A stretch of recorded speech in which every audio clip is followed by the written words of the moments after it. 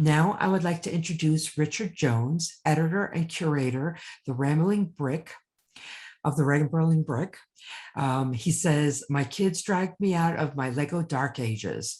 They have entered theirs and left me behind. The Rambling Brick covers a mix of Lego news, reviews, and deep dives into the nature of storytelling and Lego themes. Let us welcome Richard Jones. Thank you. Good afternoon, Lego Nauts. Unless you're in New Zealand or Fiji, I am talking to you from the future. It is Sunday morning and the weather is fine. I'd like to thank the BrickCon board for giving me the opportunity to speak today, and I hope you'll sit back and enjoy a trip back through the last 43 years while we look at whatever happened to classic space themes. Back in the old times when, if my kids are to be believed, the world was all in black and white and we rode dinosaurs to school, space held us all with an endless fascination. Only a few years earlier, we had seen man first walk on the moon. Space Lab had been launched and we were already hearing of a new design of spaceship that would be in part reusable. In the meantime, we would sit and play with our Lego. I was in my early days at school and had learned to read, count down from 10, and to stare at the Lego catalogue for hours, gazing lovingly at those pictures of sets would never actually make it to the small country town that I lived in at the time. But it was exciting to see that somewhere, just somewhere, that there was a Lego set representing the pinnacle of human achievement as we'd seen it at that time. That said, playing with our Lego bricks was somewhat limited by the absence of life to fill the towns that we created. Maxifigs came along, but their scale was challenging to work with for the amount of bricks that we owned. A blank, lifeless character entered our sets as a stage extra, but did not really solve the problem. And then we saw the introduction of minifigures in 1978, and we had our triumvirate of primary play themes: castle, town, and space, the past, present, and future. The range was initially limited, only a couple of castle sets on the shelves. Half the vehicles in Lego Town would not hold a driver. And the first few space sets were only released in the USA for commercial reasons, with a global rollout occurring in April 1979. In this talk today, I'd like to talk about whatever happened to classic space as we knew it back then. We're going to trace the history of classic space and enjoy the role of storytelling in the space range. We're going to examine what it might mean to bring back classic space and look at the legacy of classic space in the context of the sets of today. I'm not really going to be talking about the influence of space themes on fan mocks, or indeed vice versa. And while I'll acknowledge that Lego Star Wars exists and has split the space fans over the years, perhaps, that's all I'm going to touch about with that. However, let's go back in time now to 1979, where we have what is really our first comprehensive space play theme. We've got small spacecraft, we've got large spacecraft, we've got land vehicles, we've got bases, and of course the Galaxy Explorer. Unlike Town, every vehicle will sit a minifigure. There are several things that would define the early days of classic space. One may have been the nature of the sets, one may have been the subject matter of the storytelling. It's primarily an era of exploration, but of course we also have the parts palette. At this stage, grey is almost limited exclusively to space, certainly for anything other than helicopter blades or helicopter, 1x-N plates is about all that we're seeing in Town at this point. Otherwise, every bit of grey is in space. And then we see some other versatile elements. We've got thrusters, or are they loudspeakers? We've got ranged scanners. Surely it couldn't have been a gun. And of course, we've got those great printed sloped bricks with the classic space logo, the computer screens, the introduction of the bracket, the grey steering wheel, and the transparent yellow elements. As the years moved on, so too did the palette. In '81, we saw a shift from that white, grey, blue, trans yellow that we still think today as being classic space through white and grey, some transparent blue, and we see our first greebling elements. We see printed vertical lines on bricks and studs on their side plugged into headlamp bricks, providing our first bit of horizontal detail, just enhancing the look of sets beyond the standard blockiness. As time moves on, we see more and more elements. We've got new wheels that just shout out moonshot with their balloonness, and we've got the dishes now gridded. And this really, it's one of those elements that persists in the science fiction themes of today. Yellow spacemen arrived, as did sets with bigger wheels. We see further changes in the colours used in smaller vehicles. We see new supports, and the Galaxy Explorer, which has been the flagship for the last 5 years, is finally retired, and the Galaxy Commander 443 is introduced. It's not a gun, it's a megaphone. Also made its first appearance in space this year. In space, nobody can hear you shout. In 1984, space enters its blue period. Hinged windscreens of a new design and a weird triangular space wing provides framework and texture. That Robot Command Center 6951 pushes the envelope of what the designers could achieve at the time, and certainly adds an incredible amount of detail to the side of the model. We have new spacemen appearing in black and blue, much the same color as my parents' feet after stepping on the pieces that I'd left in the floor in the middle of the night. We also start seeing some transparent red elements beyond studs, but that's another story.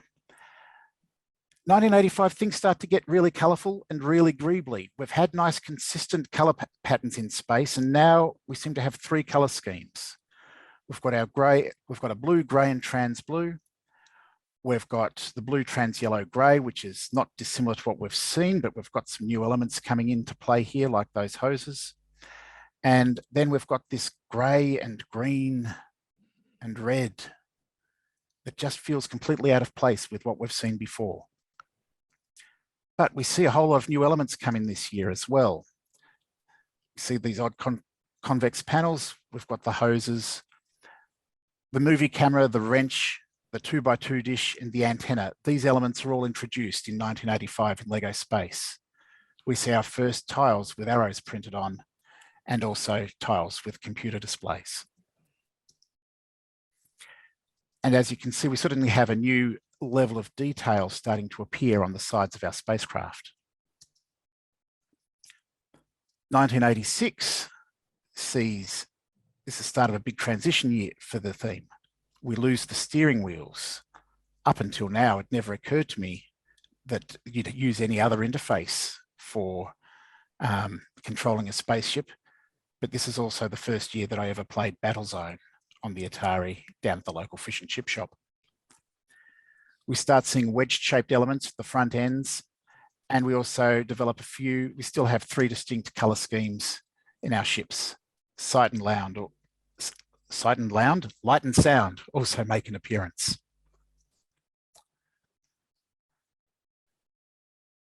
(1987), and we start to see the twilight of classic space.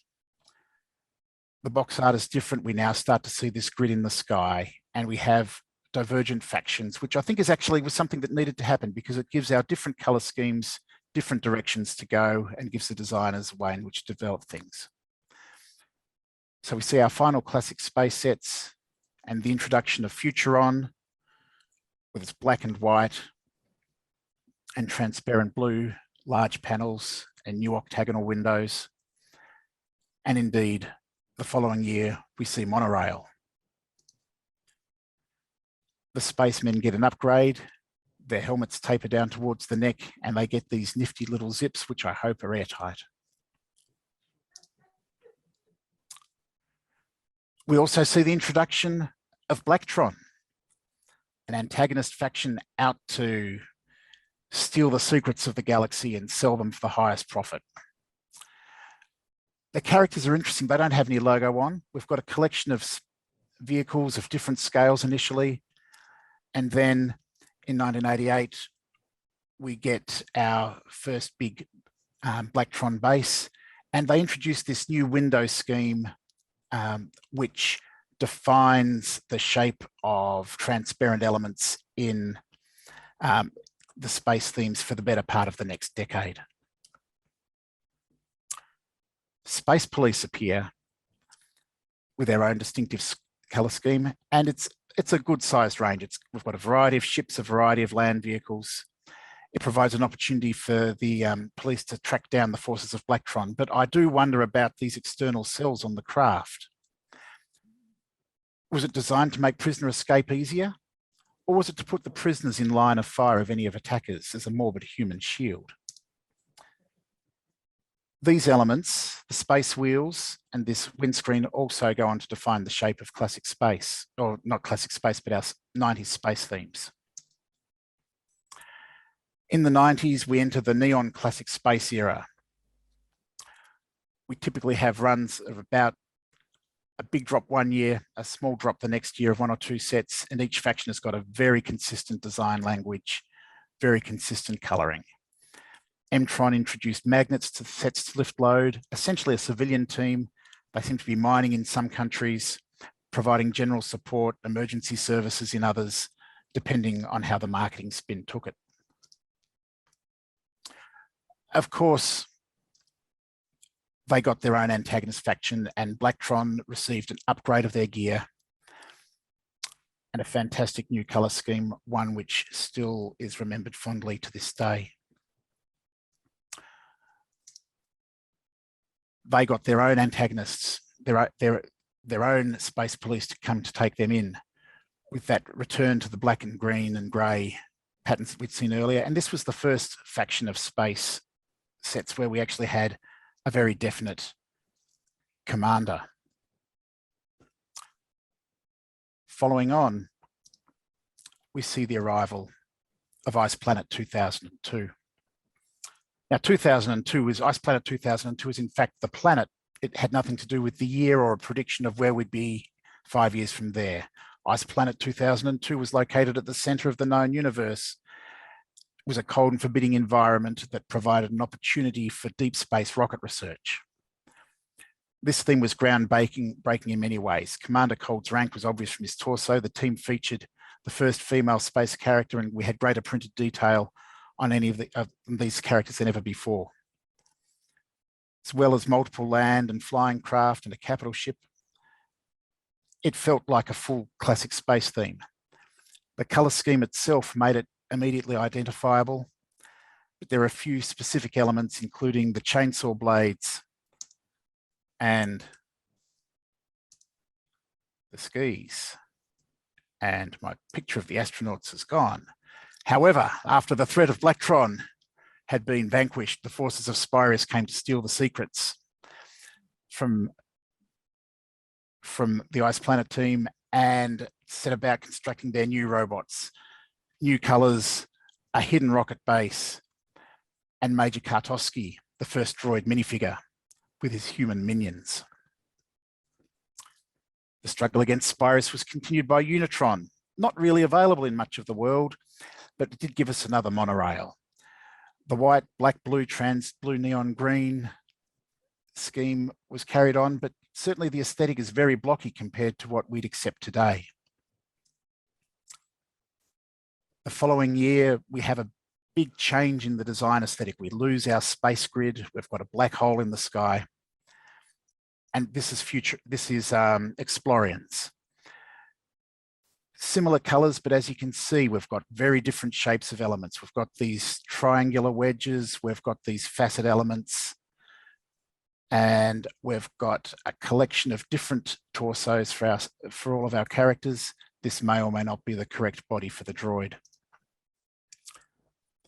So we have some distinctive elements here, and the stickers that we used here were really interesting. They have magnetic ink, so magnets could actually lift these stickers up. And we had transparent red and blue dishes that you could look at these stickers through and you'd see different aspects of the element. Now, 1997. just as a quick diversion, was an interesting time. Outside space, Time Cruises was taking off, using up all the leftover pieces that had been swept onto the factory floor. Here we saw the introduction of RoboForce. These anthropomorphic robots featured a variety of colour schemes and seemed to use up any of the surplus space elements left from over the years. Was this just continuing this trend that we'd seen in Time Cruises, or just demonstrating the versatility of the elements that were specific to space? I'm not quite sure. It didn't really feel like it left a legacy to greater space-based narratives, and I've only encountered it on browsing catalogues, and I've very rarely heard any actual chatter or talk about it. That said, the detail that we started to see with this printed circuit type design on the spacemen was quite remarkable. Continuing in a neon streak, we move to we start seeing our first non-human, non-android. We've got the UFO team, perhaps cyborg, but we also have these great rounded elements that contribute a lot to the shape of the sets, and again, lots of fluorescent green. And this was followed up the following year with insectoids. The Zotaxian pilots crash landed on a planet, had to disguise their spaceships to look like insects so they wouldn't be devoured by the native population. A fantastic backstory, as good as reason as any to set up an aesthetic for your spacecraft. Lots of distinctive elements here as well, including those insect legs, the bright blue wheels and the bug eyes, and in different colors, and these flexible wings.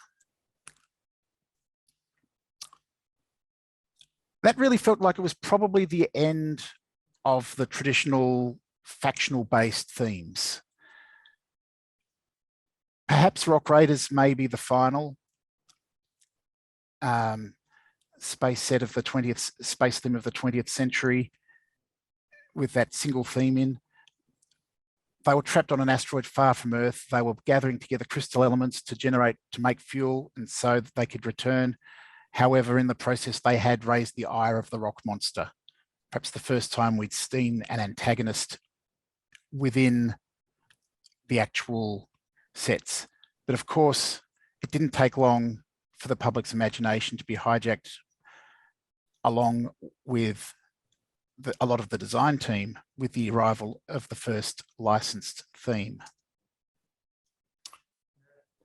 With Star Wars, we started to see LEGO in-house themes competing with pre-told stories. Star Wars, Harry Potter, the Nickelodeon shows, superheroes, Indiana Jones, Disney, and more. We're not going to focus on that story too much today. Early 2000s, life on Mars. We start seeing new elements, new colors. We have aliens and humans appearing within the one theme, and indeed within the one set, and not actively not getting along. They're just doing their own thing. They're vibing.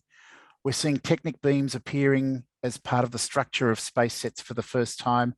We're starting to see curved windscreen elements, but on the whole, most of the regular blocks are still stuck on the grid. We have a flexible membrane that's forming the cover of the main spaceship that we have on the screen in the right there. And then we seem to lose space themes as such for a while. Here's our astronaut and our Martian.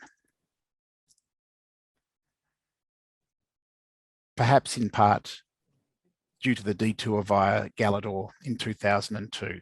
The LEGO Group was in the business of trying some new and exciting things, new forms of storytelling. It didn't really fit the LEGO system. And perhaps while the company should be commended for trying some new and innovative storytelling at this time, perhaps the following today is small and cult-like. For the next few years, we saw a variety of science fiction themes not really out of this world, but certainly outlandish, and certainly with conflict becoming key to it. We had Alpha Team, we had Agents, we have Exo Force, we had Acro Raiders, Power Miners versus the Rock Monsters with a call out to Rock Raiders, and indeed Dino 2010 or Dino War, depending on whereabouts you were and whether they were shooting guns or nets at the dinosaurs. During this era, we're starting to see designers join the team that were growing up in those early days of minifigure themes, designers like Mark Stafford, Adam Kropowski, and some of their designs are starting to come through at this time. 2008, we returned to a formal outer space theme. We've got a logo reminiscent of the classic space. Typically, we've got sets that are either human or Martian in nature. They've all got their own color palette. The Martians, they're black and greens. Humans are white and orange. And there's such a development now in organic shapes. We've got curved, we've got bricks with curved slopes to the side. We've got windscreens that are curving in 3 dimensions. And these contribute so much to the overall look of these sets. Niels Pedersen, who was instrumental in the look of some of the early 80s Castle and early Pirate sets, was a designer on this. Mark Stafford also worked on this line, and there were others. And unfortunately, their identities are lost to me. But certainly, we're now entering an era of conflict where there is no fear about having friends and foe mixed up in the same sets to provide that dramatic narrative that we may not have seen in our early space sets. And this starts carrying further forward in Space Police 3, where we've got certainly a shady underworld filling the galaxy. There's nice, concise design language with the Space Police, but the criminals, smugglers, bikers, there's no... Part of the appeal of this theme to me is the fact that they are such a disunited group with such varied vehicle designs. I just really enjoyed this, and this is probably around the time that I'm coming out of my dark ages. Of course, around about this time, we start seeing sets like this where we've got Blacktron being paid service to over here, and we've got the ship itself is in the form of a Vic Viper. But the sets that really had people in my local lug talking that year were these two, with all the transparent yellow elements that appeared as they started to think about ways in which they could start to revisit classic space designs. Alien Conquest in 2011 brought the battle to Earth with some great sort of retro Cold War aesthetic alien spacecraft. And indeed, the humans now have gone back to blue, grey and yellow, if only the windscreens weren't black. Short-lived theme, 8 sets and a couple of polybags all up. But it's still got its ongoing fans and its legacy today. Galaxy Squad sent the humans out again, this time out against the alien bugoids, with a variety of different ships, rollers and flyers. We also saw the alien eyes revived, lots of curves, lots of greebles, and lots of organic shapes, particularly in the alien craft.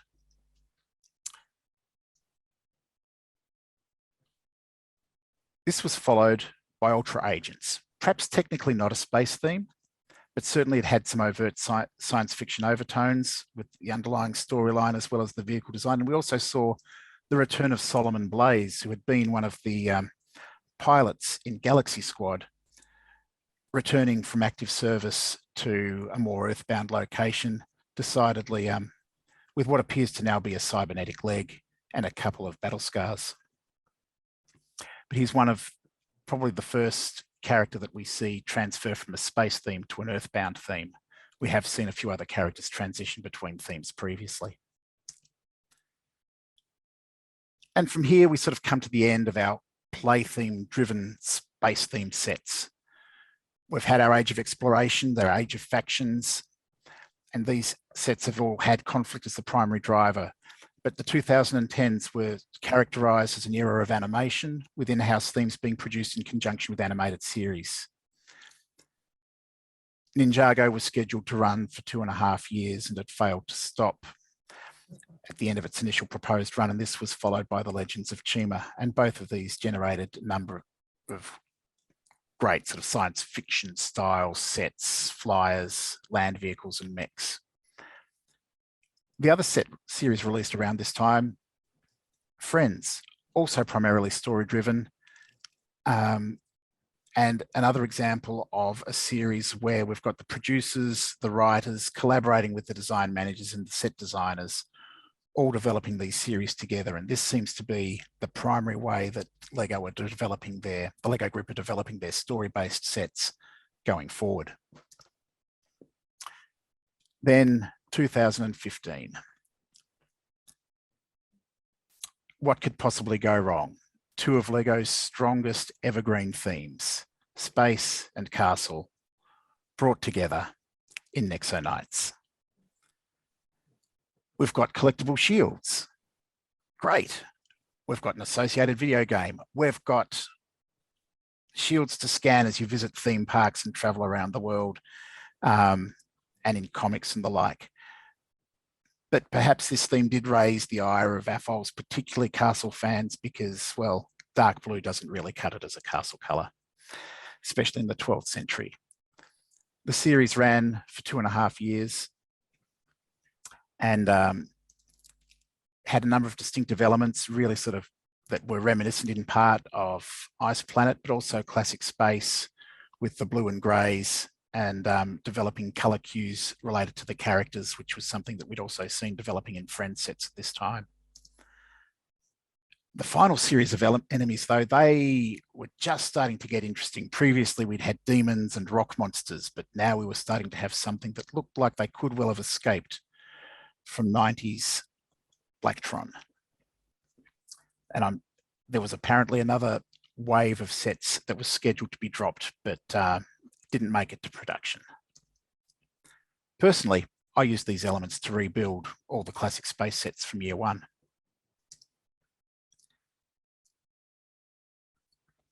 And with that, space-based in-house play themes are gone. A commonly heard cry, as long as I've been out of my dark ages and associated with online forums, has been they should just bring back classic space.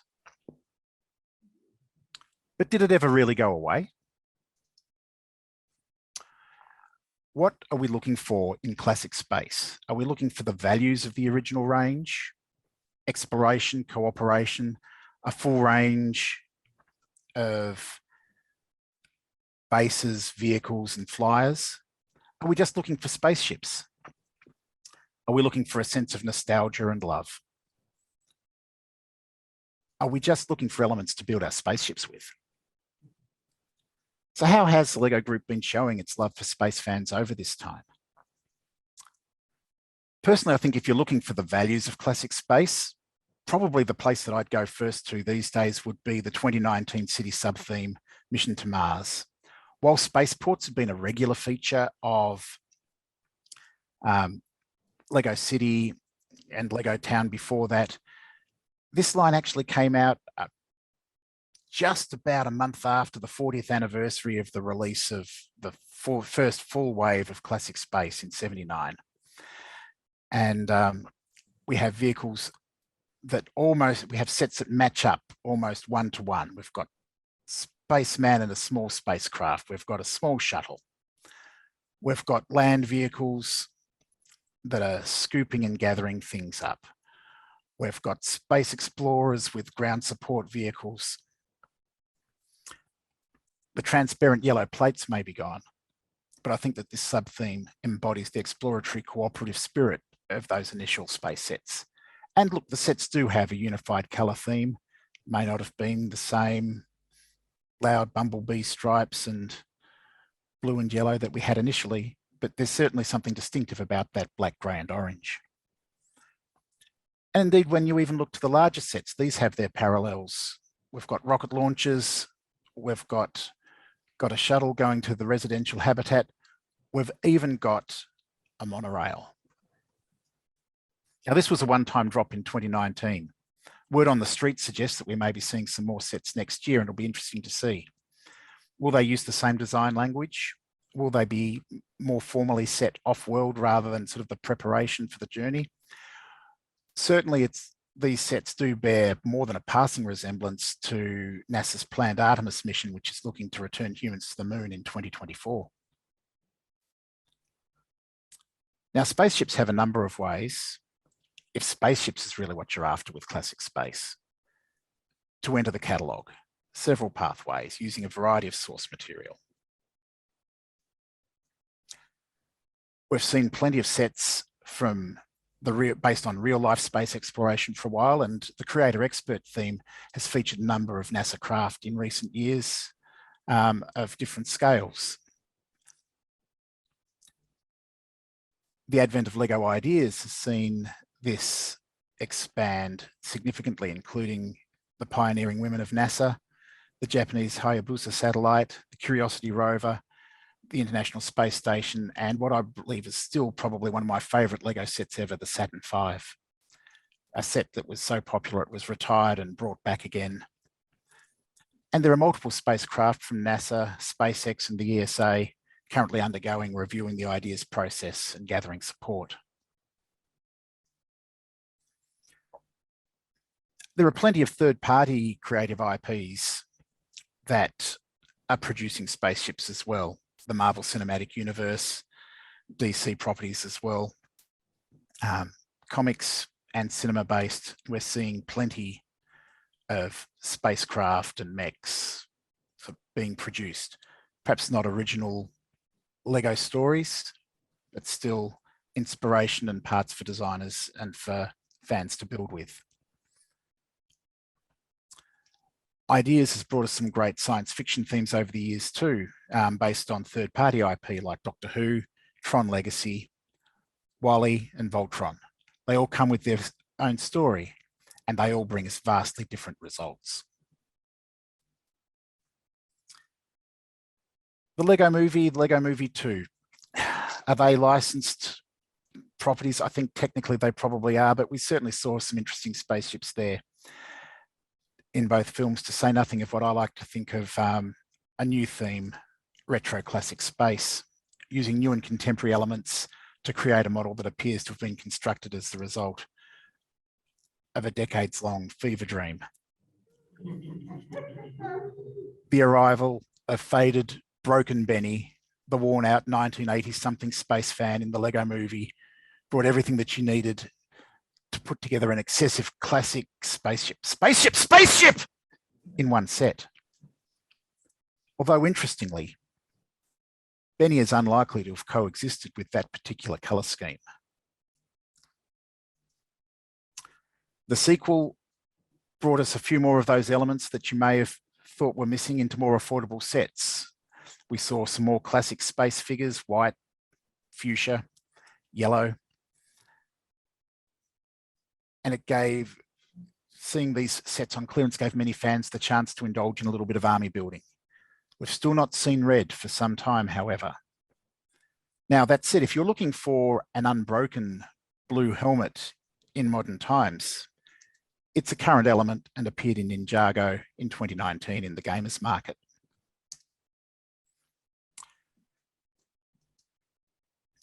LEGO Ideas has brought a little bit of classic space joy in the form of the exosuit from 2014, and it brought us green classic space figures as well. However, this has been the only successful classic ideas submission. There have been over 100 over the years, 35 in progress, only 5 submissions based on in-house space themes of the past have got over 1,000 supporters. While space fans are extremely passionate, does it actually have does classic space have that wider support that we imagine it does? Compare that idea with the number of castle sets that made it through to the last review period and got knocked back. However, classic space still also gets plenty of fan service and gets acknowledged. Many of us who grew up with classic space had children at a certain age and were at a certain age at a certain time. And certainly, I think many of us may have been heartened to see the classic space logo appear on this space ride in a slightly more sparkly form in LEGO Friends in 2016. This year, I was even more heartened by this set, the Heart Lake City Cinema. Not necessarily as a space set, but probably because of this sticker, which I think is a great callback to the 6,000 Ideas book, which many people who grew up in the early 80s would have spent hours poring over for inspiration, and was one of the great early examples of LEGO storytelling. Nostalgic feels. More recently, even this year's Ninjago City Gardens, the graphic designers have gone to town with plenty of callbacks to Rock Raiders, Space Police, and indeed Ice Planet, because why wouldn't a penguin be wearing a fluorescent orange visor while eating an icy pole?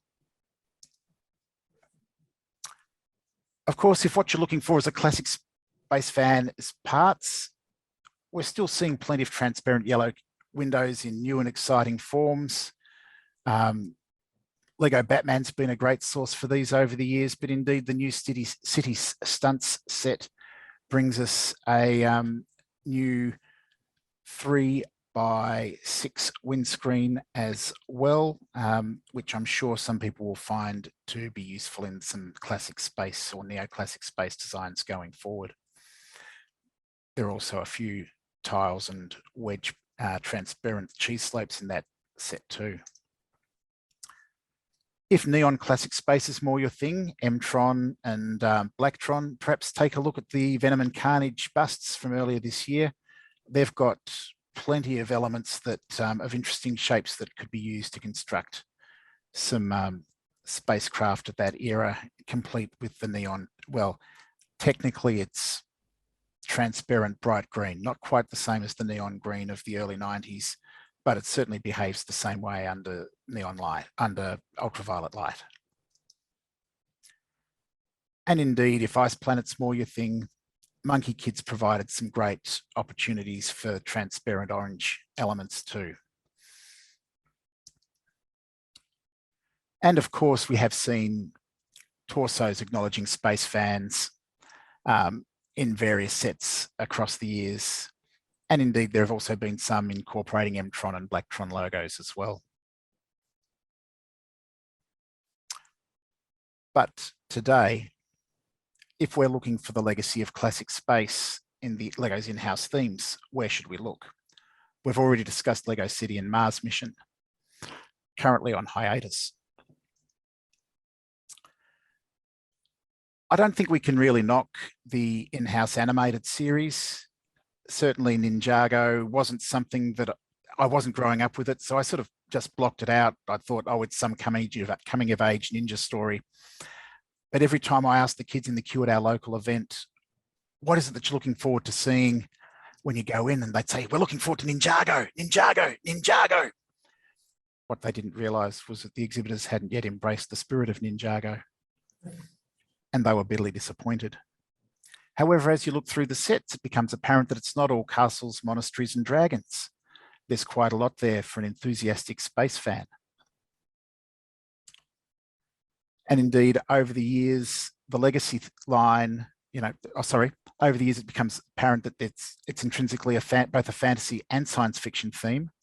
And in recent years, the legacy sets have provided an opportunity for designers to revisit craft from earlier stories, earlier waves, to produce perhaps use a more contemporary design language. And it would certainly be interesting to see LEGO Space perhaps revisited in this sort of a fashion. In fact, it could be very interesting to see many of the classic sets over the years revisited in a legacy style. Monkey Kid as well, it's based on an ancient Chinese story, Journey to the West, but when you look at the way that the sets have been developed, there's no doubt that there are some great space elements in there. That said, they've also got castle elements, they've got town elements too. But I'll have to admit, I don't think it really took much imagination to take May and Huntsman from Chris Perrin's Dragon Horse Flyer. It has all the great characteristics of a conflict era space set, a main ship, a turtle, a bad guy with a great big sword, and even a little flyer occupied by Mohawk the cat. But it doesn't take much imagination to transition this into something looking a bit more like a Blacktron or Mtron or Dragontron theme. And you put this up against the Spider Queen's Arachnoid base, designed by Jean Donwen and Justin Ramsden, and it becomes apparent that there really are lots of great influences in the space sets from the 90s to be found in other themes of today, even though they're not specifically set out as space sets. Of course, there is another current theme that embodies the spirit of that first 20 years of minifigure sets providing alternate builds. Now, somewhere around the turn of the century, all those great builds on the back of boxes were just starting to get a little bit too hard to be reverse engineered by busy parents when their kids couldn't work out how things were supposed to go. Customer service was swamped. Back of the box builds were removed. Advanced building techniques and the time invested in putting sets together also meant that perhaps you were less likely to pull a set apart after you'd put it together. It wasn't the same reflex that we saw back in the day where 50 parts and you've got a decent spaceship, pull it apart at something else, and an hour later you've reconstructed the original model. And so enter the Creator 3-in-1 range with at least 3 laboratory tested builds in every box. This theme represents, in my mind, one of the last bastions of Lego play as we saw it in the 70s and 80s. And we still have this today. In recent years, Classic Space has brought to us Castle, the revival of Castle, Pirates, Town, and now Space. I think channeling the spirit of 6927, this space exploration rover, brought us a habitat, a swooshable craft to fly, and reignited our dreams. It's been followed up this year with a mining mech, a space shuttle, and indeed the cyber drone. And we've seen a return of these classic torsos. Graphic design and torso printing techniques have improved significantly since 1978. I'm not going to begrudge the level of detail we still see here, and I'm still going to call these classic space in my mind.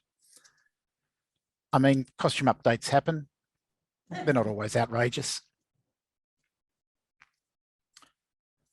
But it's one thing to have cool vehicles, but our sets are brought to life by minifigures, and certainly collectible minifigures are also a source of classics of space figures of some sort or other, be they revisitations of classic space themes, new imaginations, or indeed, like the Rocket Boy over there, a way to sneakily introduce a grey space torso without telling anyone.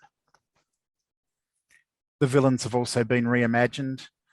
Blacktron certainly appears to be a bit more surly compared to when we saw them back around the early 90s.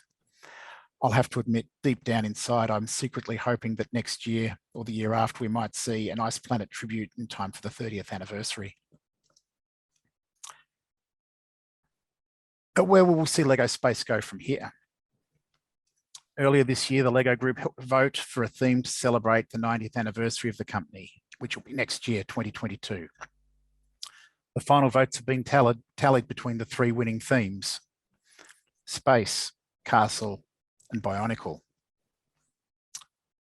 Exactly which theme won the fan vote, or indeed which theme has actually been chosen to create the commemorative set, remains to be seen.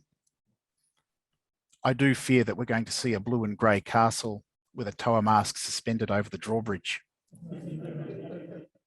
One thing is for sure though, some people will be happy Others will be cross. And quite a few will feel conflicted as they feel loyalty to all themes, even though it wasn't their favourite one that they put their vote on and I only had one vote. Darn it. So in conclusion, we've travelled along the timeline of classic space and seen the way in which storytelling's evolved over the years, from that era of exploration, the design language changing. We've had that change form of vehicles and the colours change. And then we've seen the brightly coloured hues of the 90s arrive. Life on Mars brought us co-inhabiting with species, a status quo which could not be maintained when we returned. And we saw the effect of introducing curves and slopes to our different elements. Space Police provided fan favourites, and Alien Conquest brought the battle back to Earth. Galaxy Squad took it away again. The era of animation brought us more and more imaginative constructions, but perhaps Lego City has most captured that quintessential essence of classic space. But more recently, that baton for classic space has been passed on to create a 3-in-1, advocating a return to this back-of-the-box build. This embodies the essence of Lego play as we knew it back in the day. Not to be limited to one model, but to pull it apart to help you to reach your full potential as a builder. The classic space designs certainly have not been forgotten by the group, and collectible minifigures help to bring back those nostalgic feelings with new imaginings of figures that have gone by in the past. So while there may not be a current specific space play theme, I believe that the legacy of this evergreen theme lives on. Thank you very much. Thank you, Richard. That was fantastic. Oh my goodness, amazing. Thank you very much. Sorry, I ran longer than planned.